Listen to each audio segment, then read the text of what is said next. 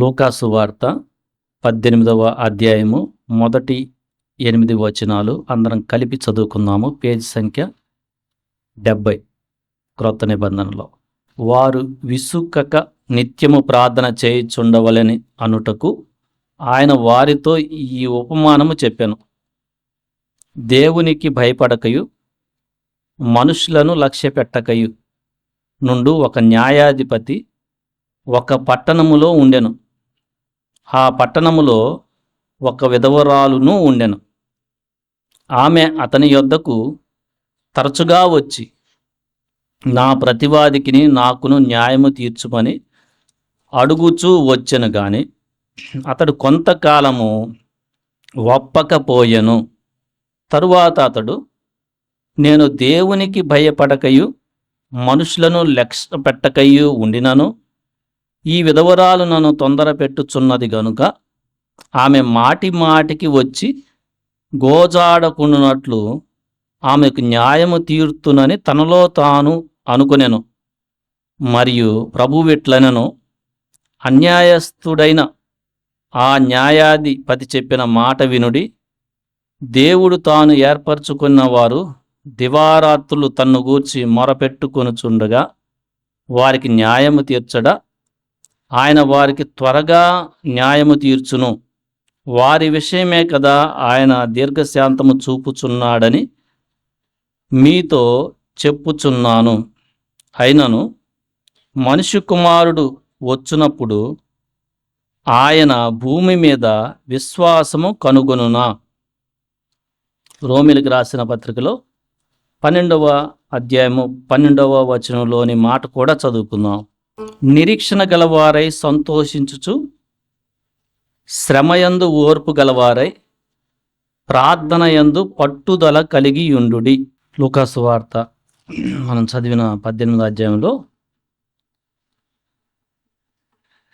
యేసు ప్రభువారు తన శిష్యులకి విసుకక నిత్యము ప్రార్థన చేయాలి అని చెప్తూ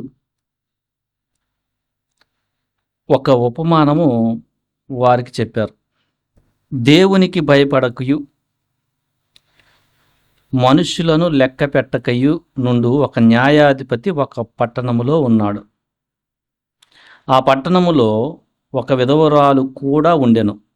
ఆమె అతని యొద్దకు తరచుగా వచ్చి తన ప్రతివాదికిని నాకును న్యాయము తీర్చుమని అడుగుచూ వచ్చెను.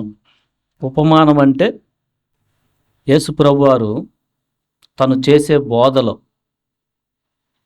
బోధలో సామాన్య ప్రజలకు కూడా చాలా సులువుగా అర్థమవుతానికి ఒక చిన్న కథలాగా ఉపమాన రీతిగా చెప్తూ ఉంటారు. సువార్తల్లో ఆయన వివిధ రకాలైన బోధనల్ని ఉపమానంతో చెప్పిన సంగతులు ఉన్నాయి.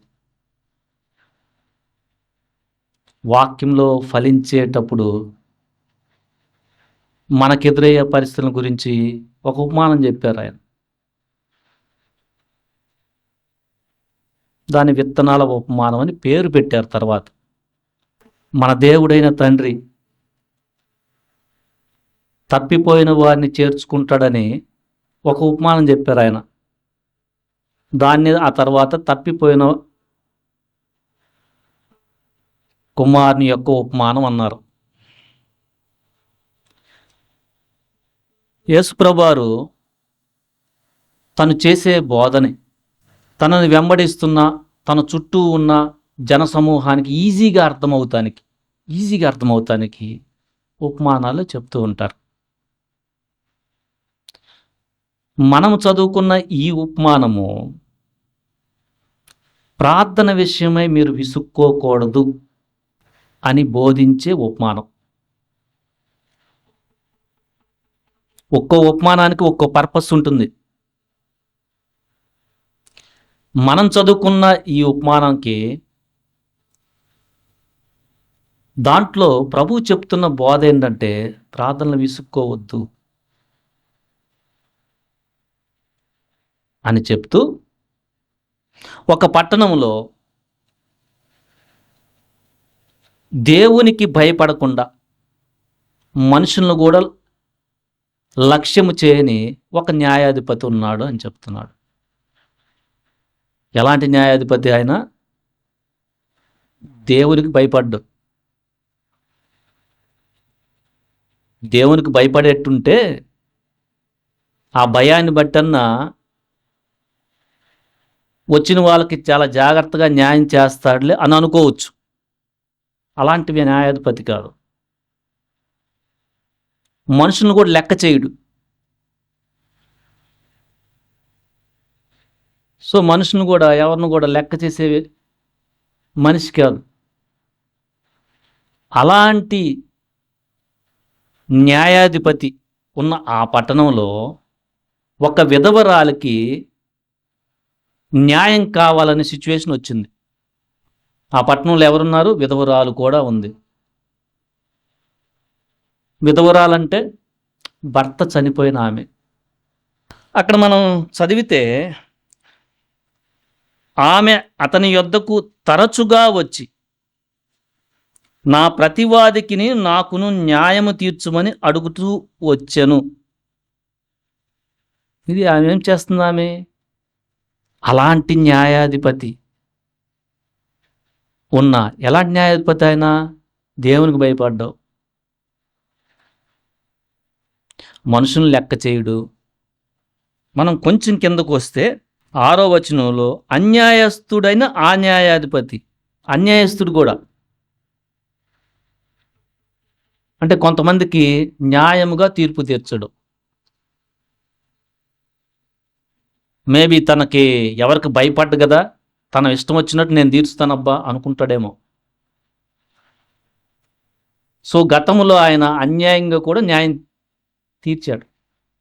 అలాంటి న్యాయాధిపతి ఉన్న ఆ పట్టణంలో ఒక విధవరాలికి ఎవరితోనో సమస్య వచ్చింది. ఆ విధవరాలని ఎవరో అన్యాయం చేస్తుంటారు.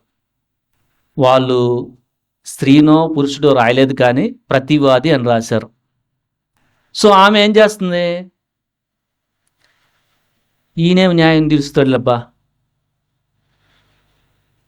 ఈయన దగ్గరికి పోతే ఈయన అన్యాయస్తుడు, అసలు దేవునికే భయపడ్డు, మనుషులేం చెక్ చేయడు, నా బాధ ఏం పట్టించుకుంటాడు అని అనుకోవాల. జనరల్గా అయితే ఇన్ జనరల్గా మనకు అలాంటి పరిస్థితి వస్తే మనం పరిస్థితిని బట్టి అసలు ఒక డెసిషన్ తీసేసుకుంటాం. మనకు చాలా వెంటనే వస్తాయి కదా ఆలోచనలు. ఆ పరిస్థితిని బట్టి ఆమె ఏంటి ఈయన అడిగేది, ఈయన అడిగితే నా న్యాయం ఏమైనా తీరుస్తాడా అనుకోవాలి. ఆమె ఏం చేసిందంటే తరచుగా అంటే ఈరోజు వెళ్తుంది, మళ్ళీ 3 రోజులు అయిన తర్వాత వెళ్తుంది, లేకపోతే మళ్ళీ 3 రోజులు తర్వాత 2 రోజులు తర్వాత 7వ రోజు తర్వాత అప్పుడప్పుడు రెగ్యులర్ వెళ్తూ వచ్చి వెళ్తా ఉంది ఆయన దగ్గరికి. కానీ ఆ పదం చూడండి, కానీ వెళ్తా ఉంది. కానీ కొంతకాలం అతడు ఒప్పకపోయాను. ఎంతో కాలం చెప్పలేదు. ఇంకోటి ఏంటంటే జనరల్గా విధవరాలకి పిల్లలు కూడా ఉండొచ్చు. ఈమెకి పిల్లలు ఉన్నారా లేరని రాయలా. ఒకవేళ లేరంటే ఈమె ఒంటరామేమో, ఉంటే పిల్లలు పట్టించుకోనాలేమో. ఎందుకంటే పిల్లలు కూడా వెళ్ళి అడుగుతారు జనరల్గా. అంటే ఈమె సమస్యని ఈమె యొక్క సమస్యని ఈమె వెళ్ళి సమస్యకి పరిష్కారం పొందాలని అన్యాయస్తుడైనా కూడా ఆ న్యాయాధిపతి తరచుగా వెళ్తా ఉంది. ఆయన కొంతకాలము ఒప్పుకోలా. అది కొంతకాలం అంటే ఎంతకాలం రాయలేదు, నెల అవ్వచ్చు, ఖచ్చితంగా నెలన్నా అయి ఉంటుంది అనుకోవచ్చు. ఎందుకంటే ప్రభు విసుక్కోకూడదని చెప్తున్నారంటే అది రీజనబుల్ సమయం అయి ఉంటుంది. ఎందుకంటే వారం దాకా ఒప్పుకోలేదంటే అది పెద్ద ఎక్కువ సమయం కాదు. మేబీ 2 నెలలు అవ్వచ్చు, 6 నెలలు అవ్వచ్చు, సంవత్సరం అయిందేమో. ఒప్పుకోలా. అయినా కానీ ఆమె వెళ్తానే ఉంది. అయినా కానీ ఆమె విసుక్కోకుండా అడుగుతానే ఉంది. ఆయన గురించి విసుక్కోలా. ఆమె ఏం కాన్సన్ట్రేట్ చేసిందంటే నా పని అవ్వాలి. ఈయన అన్యాయస్తుడైనా, దేవునికి భయపడని వాడైనా, మనుషులను లెక్క చేయని వాడైనా నాకు వేరే దిక్కేం లేదు, ఈయన దగ్గర నుంచే వస్తుంది. అందుకొని తన యొక్క సమస్య గురించినే తాను ఆలోచించుకుంటుంది, కానీ ఆయన విసుక్కొని ఆయన మాటలని ఇంకేం పోతానని ఆపేలా. కంటిన్యూస్. 5వ వచనంలో ఆ విధవరాలు నన్ను తొందర పెట్టుచున్నది గనుక, ఆయన ఏమనుకున్నాడు? 4వ వచనంలో నేను దేవునికి భయపడకయు మనుషులను లక్ష్య పెట్టకి ఉండినను. అరే, ఎంత టఫెస్ట్ పర్సన్నే మనుషుల్ని లక్ష్యం చేయను, దేవునికి భయపడను. అయినా కానీ ఈ విధవురాలు నన్ను తొందర పెడతా ఉంది. తొందర పెడతా ఉంది అనే పదానికి ఇక్కడైతే సింపుల్గా తెలుగులో తొందర పెడతా ఉంది అని ఉంది, కానీ ఇంగ్లీష్లో చాలా డిఫరెంట్ వర్డ్ ఉంది. కొన్నిసార్లు మనం ఇంగ్లీష్లో కూడా చదివితే మరికొంత డెప్త్గా మనకి అర్థమవుతుంది. ఒక వర్షన్లో ట్రబుల్ చేస్తుంది అని ఉంది, ఇంకో వర్షన్లో వేరీమి అని ఉంది, WEARY. అంటే నన్ను అలసిపోయేట్టుగా చేస్తుంది. నేనే అలసిపోతున్నాను వస్తుంటే. నేను ఈ పొద్దులూకులు వస్తూ ఉంటే అసలు నా అలుపు వస్తుంది, ఈ కలుపు రావట్లేదే అన్నట్టుంది ఆయన పరిస్థితి. సో ఆయనకి ఆ భావం తేగలిగిందంటే ఈమె యొక్క ప్రవర్తన ఎలా ఉండుంటుంది? ఈమె రావటము, అయ్యా బతిమాలటం, ఆయన దగ్గరికి రావటము, అయ్యా కొంచెం తొందర చూడయ్యా, సేమ్. ఆమె కానీ ఎదురు తిరిగి మాట్లాడితే ఆయనకి ఆ భావం రాదు, అలా రాదు అసలు. ఈమె వస్తూ ఉండి అదే అడుగుతుంటే ఆయనకే ఏంటబ్బా నేను అలసిపోతున్నాను, ఏంది నాకు ఈ తిప్పలో, ఏందిది అన్నట్టుగా ఆమె విసుక్కోకుండా ఆయన దగ్గరికి న్యాయంకి వెళ్తుంటే ఆయనకి ఎలా ఉందంటే, ఏంటి ట్రబుల్ నాకు అనే ఆలోచన వచ్చింది. ఆ మీద కోపం రాలా. కోపం వచ్చినట్లయితే ఏంటి పొద్దుల గుళ్ళు వస్తావేంది అలా మాట్లాడేవాడు. ఎందుకు వచ్చి ఉండదు? ఆమె ఆయన పట్ల నెగిటివ్గా అనలా. వస్తుంది అదే చెప్తాను, వస్తుంది అదే చెప్తాను, మళ్ళా వస్తుంది, అయ్యా కొంచెం తొందర కానీ అయ్యా అంటే లో హార్ట్, ఒక తగ్గింపు. ఎందుకంటే నా పరిస్థితి ఇది అయ్యా, నువ్వు అక్కడవే చేయగలవు. ఇన్ జనరల్ మనమైతే ఏంటి నా ఎన్నిసార్లు అడుగుతున్నా అలాగాని ఉంటే ఆయన ఎట్లా అలా తొందర పెడుతుంది అంటాడా? అండదు. ఇంకోటి ఆమె విశ్వాసం, ఈయన చేస్తాడు.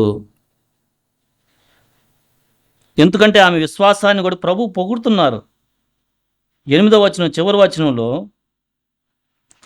అయినను మనిషి కుమారుడు వచ్చినప్పుడు ఆయన భూమి మీద విశ్వాసము కనుగొనునా అని చెప్తూ ఒక నంబర్ వేశారు అక్కడ, దాని మీద ఫుట్ నోట్ కింద చూస్తే ఆ విశ్వాసము కనుగొనునా మనిషి కుమారుడు యేసుప్రభువారు రెండో రాకడ వచ్చే సమయానికి భూమి మీద ఇలాంటి వాళ్ళు ఏం రాశారు అక్కడ? ఉంటారా ఇలా విశ్వాసంతో ఉండేవాళ్ళు? ఎందుకంటే మనకు చాలా తొందరపాటు అవసరం. జనరల్గా ఏదన్నా అడిగితే అయిపోవాలా. సిచ్యువేషన్ వచ్చిందంటే మనకి చాలా డిఫరెంట్ ఆలోచనలు వచ్చేస్తాయి. ఇంక అడగం. ఎందుకంటే మన పరిస్థితిని బట్టే కదా. రక్షించబడి మనం రక్షణలో వెళ్తూ ఉంటే కొద్ది పరిస్థితి కొంచెం డిఫరెంట్గా వచ్చిందంటే, ఒక శ్రమ వచ్చిందంటే మనం పరిస్థితిని చూస్తాం. ఎక్కువ మంది అందుకని ప్రభు చెప్తున్నారు, నేను వచ్చే రెండో రాకడికి వచ్చే సమయానికి ఇలాంటి విశ్వాసం ఉంటుందా? ఈమైతే పరిస్థితినే చూడలా, ఆయనే చేయగలడంతే. ఎలాంటి ఆయన? ఆయన గురించి వినుంటుంది, ఖచ్చితంగా వినుంటుంది. కానీ ఆయన గురించి నెగటివ్గా మాట్లాడాల, తన స్వనీతి కూడా ప్రదర్శించాల. ఇన్నిసార్లు చేస్తున్నా ఏంటిది అని అడిగినట్టు కనిపించాల. అలా అడిగితే ఆయన తొందర పెడుతుంది, నన్ను ఇబ్బంది పెడుతుందని అనుకోనున్నాడు మనసులో. ఆమె ఏం చేస్తుందంటే సింపుల్గా వస్తుంది, విసుక్కోవటం లేదు. విధవరాలు, వయసు ఎంతో తెలీదు, ఎంత దూరం ఉందో ఆ న్యాయాధిపతి ఉండే స్థలం తెలీదు. నడుచుకుంటూ వెళ్తుందేమో, వెళ్తుంది అడుగుతుంది, వెళ్తుంది అడుగుతుంది, వెళ్తుంది, అదే ఫ్రీక్వెన్సీ. అయ్యా చూడయ్యా, నువ్వు ఒక్కడే చేయగల అడుగుతాం. యేసుప్రభు చెప్తున్నారు అక్కడ 5వ వచనం, ఈ విధవరాలు నన్ను తొందర పెట్టుచున్నది గనుక ఆమె మాటి మాటికి వచ్చి గోజాడకుండునట్లు. గోజాడటం అంటే చాలా లో స్పిరిట్. అది గోజాడుట. మాటి మాటికి అనేది విసుక్కోకుండా వస్తానే ఉంది, మాటి మాటి కంటిన్యూస్గా. ఇక అట్లా రాకుండా ఉన్నట్లు నేను న్యాయము తీరుస్తాను అనుకున్నాడంట. గెలిచేసింది ఈమె. అలాంటి అన్యాయస్తుని యొక్క మనస్సును కూడా ఈమె విసుగులేనితనము, కంటిన్యూస్గా వచ్చి తగ్గింపుతో గోజాడే సమయం, ఆ ప్రవర్తన, చివరికి ఆయనకి ఏమనిపోయింది, ఈమె తొందర పెడుతుంది, నాకే చాలా ట్రబుల్గా ఉంది, నేను ఇంక భరించలేకపోతున్నాను ఈమె వస్తూ ఉంటే అని ఆయన మనసు మారి న్యాయం తీరుస్తాను అనుకున్నాడు. యేసుప్రభు వారు చెప్తున్నారు, మరి ఆ అన్యాయస్తుడైన న్యాయాధిపతే ఆమెకి న్యాయం తీరిస్తే 6వ వచనంలో, మరియు ప్రభువు ఇట్లనెను, అన్యాయస్తుడైన ఆ న్యాయాధిపతి చెప్పిన మాట వినుడి. విన్నారు కదా, ఏం చెప్పాడు ఆయన? మాటి మాటికి వచ్చి గోజాడుకున్నట్లు నేను ఆమెకు న్యాయం తీర్చేస్తాను. అన్యాయస్తుడైన ఆ న్యాయాధిపతిని చెప్పిన మాట వినుడి. ఆయనే అలా చేస్తే దేవుడు తాను ఏర్పరచుకొనిన వారు, మనకెంత దంతుంది? దేవుడే మనల్ని ఏర్పరచుకున్నాడు, మనం ఆయన్ని ఏర్పరచుకోలే. మనకు రక్షణ వచ్చిందంటే భూమి పునాదులు వేయబడక మునిపే కోట్ల మందిలో నువ్వు ఇక్కడ కూర్చున్నావంటే, రక్షించబడ్డావంటే దేవుడే మనల్ని ఏర్పరచుకున్నాడు. ఆయనే మనల్ని ఏర్పరచుకుంటే, ప్రభు చెప్తున్నారు, దివారాత్రులు మీకేదన్నా సమస్య ఉందనుకో, మీకేదన్నా న్యాయము తీరని ఒక పరిస్థితి ఉందనుకో, మీకేదన్నా కష్టం ఉందనుకో, దివారాత్రులు మీరు ప్రార్థన చేస్తూ ఉంటే తన్ను గూర్చి మొరపెట్టుకొనుచుండగా వారికి న్యాయము తీర్చడా అని క్వశ్చన్ చేస్తూ ఆయన వారికి త్వరగా న్యాయము తీర్చును. మనకి కీర్తనలో 103లో దావీదు యొక్క అనుభవం చెప్తున్నాడు. యెహోవా నీతిని జరిగించుచు 103వ కీర్తన 6వ వచనం చదవండి.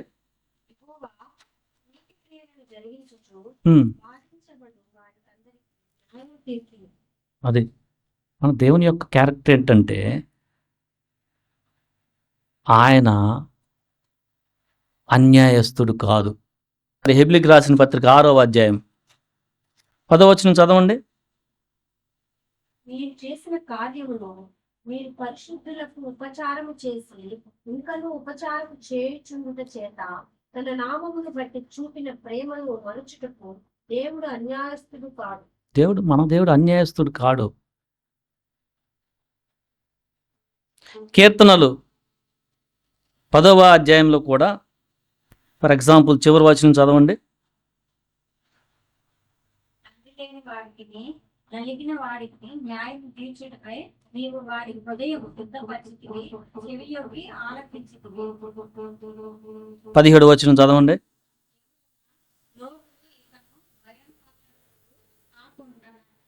బాధపడువాడి కోరికను నీవు విని ఉన్నావు. అది మన దేవుడు మనకున్న ప్రతి బాధని చూస్తా ఉన్నాడు. ప్రతి బాధ మనం ప్రార్థన చేస్తూ ఉంటే కొన్నిసార్లు సరైన సమయం కోసం మనకు చెయ్యాలని ఆయనకున్న అనంత జ్ఞానములో కొన్నిసార్లు వెంటనే చేయకపోవచ్చు. హన్నాకి పిల్లలు లేకపోతే ఆమె కంటిన్యూస్గా ప్రార్థన చేస్తూ ఉంటే సరైన సమయానికి ఆమెకి ఒక కుమారుని సమూయేలునిచ్చి అక్కడ ఇజ్రాయెల్ ప్రజలకి న్యాయాధిపతిగా వాళ్ళని నడిపించేవాడుగా ఆ బిడ్డను చేశాడు. యోసేపు ప్రధానమంత్రి అవ్వకపోయే మునుపు కొంతకాలం పట్టింది. ఒక సమయం వచ్చి ఇంకా లేట్ లేదు. ఆ సమయం దాకా యోసేపు జైల్లో ఉండి నీతిగా నడుచుకుంటూ ఉన్నాడు. ఒక సమయం వచ్చింది, ప్రధానమంత్రి అయిపోయాడు. సో రక్షించబడిన మనము మన జీవితంలో ఏదన్నా కష్టం వస్తే, అనారోగ్యం, ఒకటి ప్రార్థన చేస్తుంటే అవ్వకపోవటం, ఏంటబ్బా నేను నీతిగా ఉంటే ఏంది ఈ పరిస్థితులు ఏంటి అనిపించటం, అప్పుడు మనం చేయాల్సింది మన యొక్క శక్తి మీద ఆధారపడకుండా మన మీద ఆధారపడి తీసుకే వచ్చేస్తుంది. దేవుని యొక్క సార్వభౌమాధికారము, ఆయనకు అన్నీ తెలుసు, ఖచ్చితంగా చేస్తాడు, ఆయన అన్యాయస్తుడు కాదు అని మనం విసుగు లేకుండా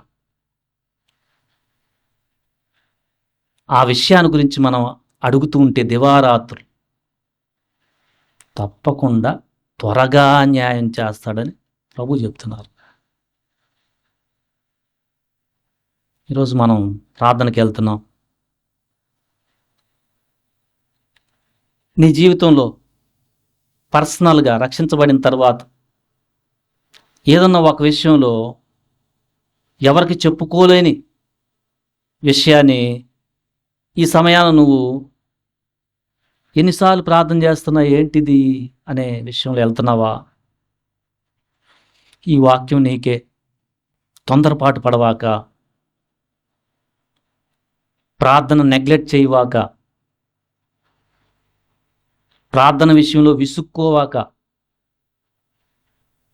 జస్ట్ ప్రార్థన చేస్తూ ఉండు అని ప్రభువు చెప్తున్నారు. దగ్గరకు వచ్చింది, ఈ సమయంలో నువ్వు విడిచేసి విసుక్కొని ప్రార్థన చేయటం ఆపేయువాక ఓర్పుతో ప్రార్థన విషయంలో నిరీక్షణ గలవారై మనం చదివాం రోమిలికి రాసిన పత్రిక. శ్రమయందు ఓర్పు కలిగిన వారే ప్రార్థన విషయంలో పట్టుదలతో ఉండండి. అలా ఉంటే ఖచ్చితంగా దేవుడు అన్యాయస్తుడు కాదు. ఖచ్చితంగా ప్రభు చెప్తున్నారు. అన్యాయస్తుడే అలా చేస్తే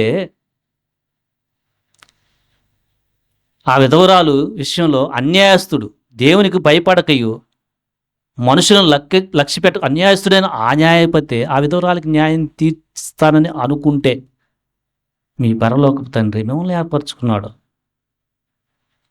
బహు త్వరగా న్యాయం తీరుస్తాడు. మీరు తొందరపడద్దు, విశ్వాసం జాగ్రత్త. ఎందుకంటే మనుష్య కుమారుడు వచ్చే